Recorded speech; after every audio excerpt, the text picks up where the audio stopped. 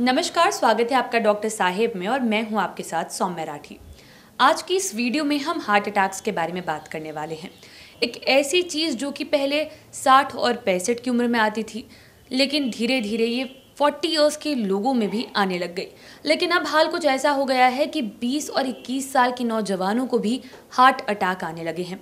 तो आज की वीडियो में जानने की कोशिश करेंगे कि क्या चीज़ें ऐसी है जिनकी वजह से ये बीमारी इतनी जल्दी आजकल के लोगों को हो रही है। और इन सवालों के जवाब देने के लिए इस वक्त मेरे साथ बैठे हैं डॉक्टर राजीव रंजन, जो कि बिहार के टॉप फिजिशियंस में से एक हैं। डॉक्टर साहब को आप पहले भी कई बार हमारे चैनल पर देख चुके हैं। सबसे पहले डॉक्टर साहब नमस्कार, बहुत बहुत स्वागत है आपका। धन्यवाद सौम्या जी। डॉक्टर साहब, हार्ट अटैक को पहले बुजुर्गों की बीमारी कहा जाता था कि 60-70 साल की उम्र के पहले ये बीमारी किसी को नहीं हो सकती, ये समस्या नहीं आएगी। लेकिन अब नौजवानों में भी हार्ट अटैक आने लगा है, ऐसा क्यों है? ऐसा है सौम्या जी कि मेरा ये मानना है कि अब बचपन का बचपना चला गया, नौजवानों की नौजवानी चली गई और बुढ़ापा तो जो पहले आता था 60 साल में, अब बुढ़ापा आ रहा है 40 साल में। तो सारी चीज़ें अब ऐसी हो गई। आप किसी भी बच्चे को आप देख लीजिए कि वो मोबाइल फ़ोन पे, जो कभी हम लोग 4 साल 5 साल की उम्र में कोई आदमी मोबाइल की सोच नहीं सकता था, वो था भी नहीं, सुविधा भी नहीं थी। अब तो 4 साल के बच्चे, 3 साल के बच्चे मोबाइल चलाते हैं, अब खूब धुआंधार चलाते हैं। टेक्नोलॉजी का इतना ज़्यादा एक्सपोजर है। तो जिन बच्चों को प्लेग्राउंड में रहना चाहिए था, जो बच्चों से ही जो फाउंडेशन बनता है, बच्चों के समय से ही स्पोर्ट्स कल्चर बनता है, एक अनुशासन बनता है, वो तो गया। तो आपका बचपना चला गया।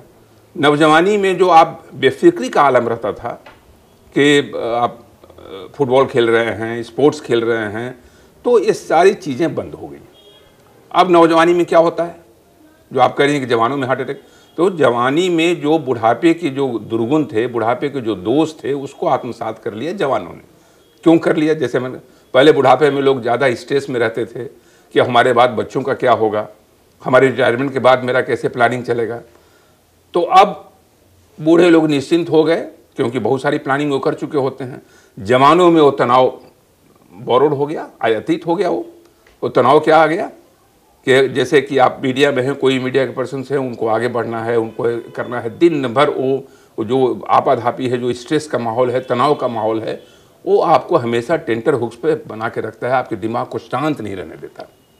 नींद ठीक से नहीं आती है, रात में आप उठते नज़र आते हैं, परेशान से नज़र आते हैं, बात बात में बेचैनी बढ़ जाती है। तो परिणाम ये होता है कि हमारे यहाँ क्लिनिक में पहले 45 साल 50 साल के लोग चेस्ट पेन लेके आते थे, ब्लड प्रेशर लेके आते थे। अब ये है 24 साल में आ रहे हैं, 25 साल में आ रहे हैं, तो हार्ट की बीमारी हो रही है। तो स्ट्रेस तो है ही, और उसको बढ़ा दिया और खान पान।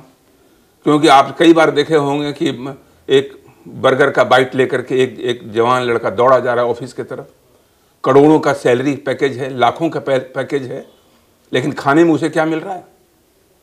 उसे रोटी सब्जी नहीं मिल रही है, उसे दूध नहीं मिल रहा है, पनीर नहीं मिल रहा है, वो बर्गर खा रहा है। ऑफिस में गया, ऑफिस में क्या डाइट मिल रहा है? वो पिज़्ज़ा का बाइट ले रहा है, वो आइसक्रीम अपना खा रहा है। तो खाने का जो वेवार्ड हैबिट है, तो खाने में आपसे हुए, उसकी वजह से आपका पेट बढ़ गया, आपकी चर्बी बढ़ गई, मोटापा बढ़ गया, प्लस आपका एक्सरसाइज ख़त्म हो गया। क्योंकि रात में आप अधिकतर जो जवान लोग हैं, जिनको एक आगे का एक झिलमिल सपना देख रहे हैं, और उस सपने के पीछे ऐसे पागल हो जाते हैं। पागल बनिए, बिना पागल हुए कोई सपना साकार नहीं कर सकता है।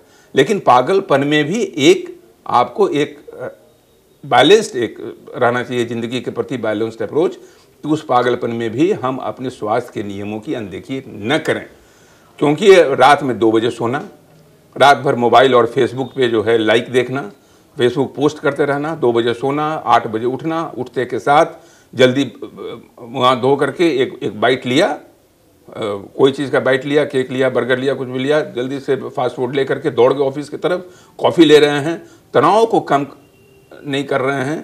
तो ये खान पान और तनाव, और सबसे बड़ी बात कि उनके अंदर क्या हो जाता है कि बस ट्रेडमिल चले जाएंगे और वहाँ जिम में चले जाएंगे। बहुत सारे जवान सिर्फ जिम के पीछे रहते हैं। जिम एक अच्छी चीज़ है, लेकिन आप ठीक से खाना नहीं खा पा रहे हैं, न्यूट्रिशन का पालन नहीं कर रहे हैं, आप स्ट्रेस में ऐसा जी रहे हैं कि दिन भर आप ओवरलोडेड हैं, जिम में भी जाकर ऑफिस की बात आप सोच रहे हैं, तो आपका क्या होगा। तो जिम जाने के पहले मैं हमेशा सबको सचेत करता हूं कि एक बार चेकअप करा लें। हो सकता है कहीं आपका वो जवानी वाला ब्लड प्रेशर बढ़ा हुआ रहे, अंदर कोई ऐसी समस्या है जिसकी वजह से आप जिम गए। और जिम में होता क्या है कि आपके जो आइडियल हैं वो स्वास्थ्य का आदर्श नहीं होता है। आपके आइडियल होते हैं बड़े बड़े जो हमारे फिल्मी हीरो हैं उनका बाइसेप्स।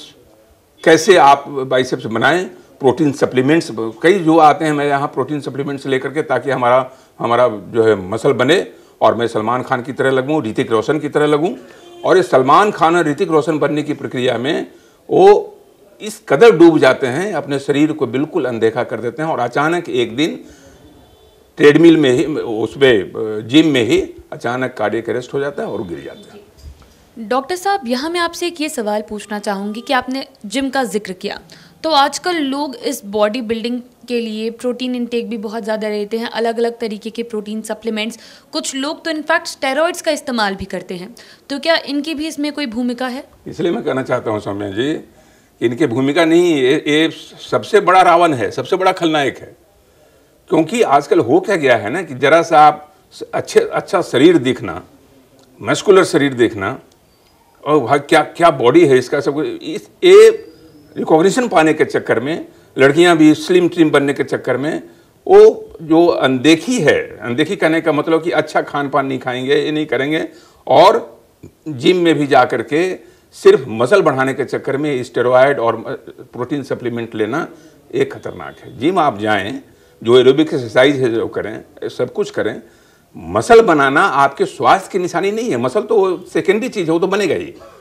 लेकिन आप वेट लिफ्टिंग धुआंधार किए चले जा रहे हैं जो आपकी कैपेसिटी के बाहर की चीज़ है, तो दूसरों को अच्छा दिखने की जो प्रवृत्ति है, सुंदर दिखने की जो प्रवृत्ति है, उसके चक्कर में आप अपने स्वास्थ्य को जर्जर तो नहीं बना रहे हैं। इस पर आपको ध्यान रखना पड़ेगा।